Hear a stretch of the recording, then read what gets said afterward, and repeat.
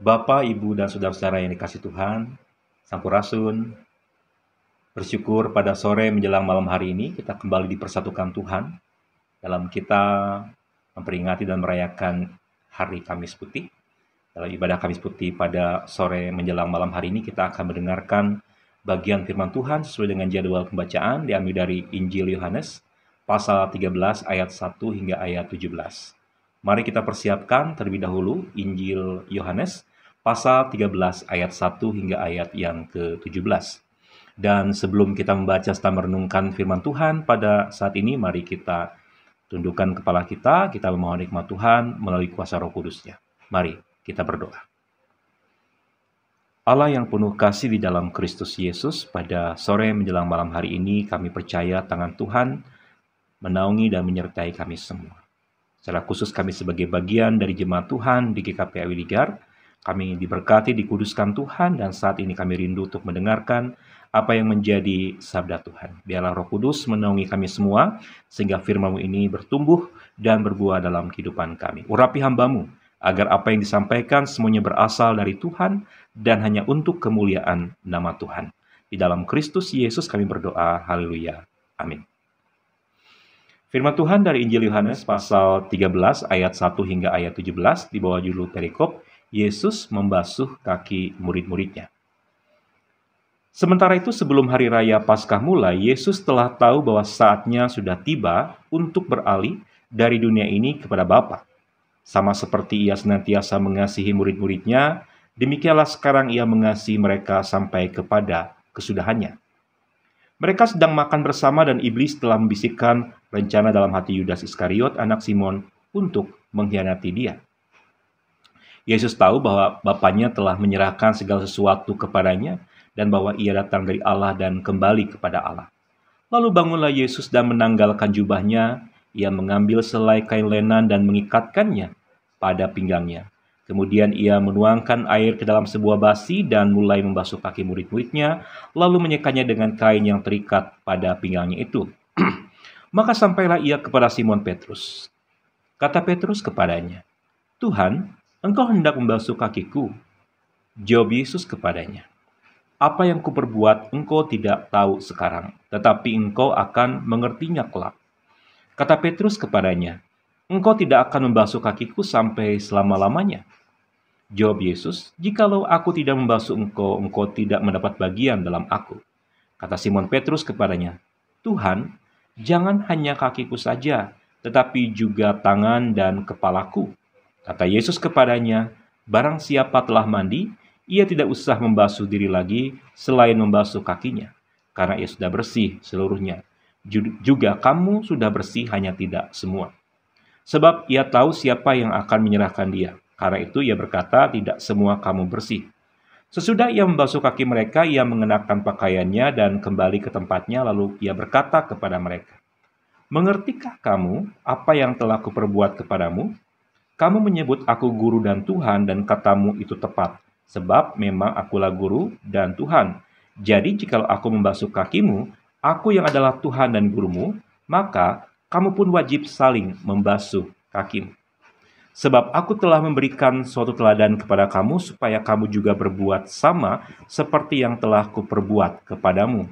Aku berkata kepadamu, sesungguhnya seorang hamba tidaklah lebih tinggi daripada tuannya, ataupun seorang utusan daripada dia yang mengutusnya. Jikalau kamu tahu semua ini, maka berbahagialah kamu jika kamu melakukannya." Sampai sedemikian jauh pembacaan firman Tuhan. Berbahagialah setiap orang yang mendengar dan yang memelihara firman Tuhan dalam hidupnya hari lepas hari. Hosiana. Bapak, Ibu, Saudara yang dikasih Tuhan, seorang hamba Tuhan pernah mengatakan bahwa melayani itu harus didasari oleh sikap rendah hati. Dan dengan rendah hati itu kemudian memulainya dengan hal-hal yang kecil, hal-hal yang sederhana. Quote bijak ini tentu tidak hanya untuk pelayanan di gereja saja, melainkan dalam keseharian dan karya yang kita lakukan diperlukan sikap rendah hati. Dan untuk mengawalinya tentu dengan tindakan yang kecil, tindakan yang sederhana, hingga suatu saat kita akan dipercaya untuk melakukan hal atau karya yang besar, yang jauh lebih besar. Nah, mengapa sikap rendah hati ini penting dan mengapa kita harus memulainya dengan hal kecil dan sederhana? Nah, karena itu maka kita akan bersama-sama mendalami kembali firman Tuhan di sore menjelang malam hari ini dari Injil Yohanes pasal 13 ayat 1 hingga ayat 17. Mari kita lihat kembali firman Tuhan. Bapak Ibu Saudara yang kasih Tuhan, malam sebelum Tuhan Yesus ditangkap, Tuhan mengajak para murid untuk makan bersama. Dan setelah itu kemudian Tuhan Yesus melakukan suatu tindakan yang mengejutkan para muridnya. Yakni bagaimana Tuhan Yesus membasuh kaki muridnya. Membasuh kaki adalah tindakan seorang hamba kepada tuannya. Dan tentu itu hal yang wajar dilakukan seorang hamba kepada tuannya. Tetapi menjadi tidak wajar ya jika dilakukan oleh seorang tuan kepada hambanya. Menjadi tidak mungkin jika dilakukan oleh seorang guru kepada muridnya. Tetapi itulah justru yang kemudian dilakukan oleh Tuhan Yesus. Karena itu maka makna teologis dari kita merayakan Kamis Putih adalah tentang sikap rendah hati dan sikap yang mau melayani yang telah diteladankan oleh Tuhan Yesus bagi kita, saudara dan saya. Dan hal ini juga tentu sesuai dengan tema ibadah Kamis Putih pada hari ini, yakni memulai karya dengan sikap rendah hati dan tindakan sederhana. Saudara-saudara yang kasih Tuhan, Bapak Ibu yang terkasih, ada 3 hal yang bisa kita lihat dalam pembacaan firman Tuhan hari ini. Yang pertama adalah tentang pengkhianatan. Mari kita perhatikan ayat 1 hingga ayat yang kedua. Saya akan bacakannya untuk kita semua. Sementara itu sebelum hari raya Paskah mulai, Yesus telah tahu bahwa saatnya sudah tiba untuk beralih dari dunia ini kepada Bapa. Sama seperti ia senantiasa mengasihi murid-muridnya, demikianlah sekarang ia mengasihi mereka sampai kepada kesudahannya. Mereka sedang makan bersama dan iblis telah membisikkan rencana dalam hati Yudas Iskariot, anak Simon, untuk mengkhianati dia. Bapak, Ibu, Saudara-saudara yang kasih Tuhan, Yudas di malam sebelumnya memang telah menjual Yesus sebesar 30 keping perak kepada para imam kepala ya atau orang-orang Farisi. 30 keping perak itu sebenarnya jumlah yang bukan jumlah yang besar ya, jumlah yang kecil. Karena jika dirupiahkan sebenarnya kurang lebih sebesar 3 juta rupiah. Kecil ya, 3 juta rupiah. Untuk seorang untuk menjual Yesus tentu kecil sekali gitu ya. Tetapi kekecewaan Yudas kepada Yesus membuat ia tidak peduli dengan jumlah nominal yang kecil itu. Dan melalui peringatan Kamis Putih ini kita diajak untuk merenungkan tentang sikap berkhianat kepada Tuhan Yesus.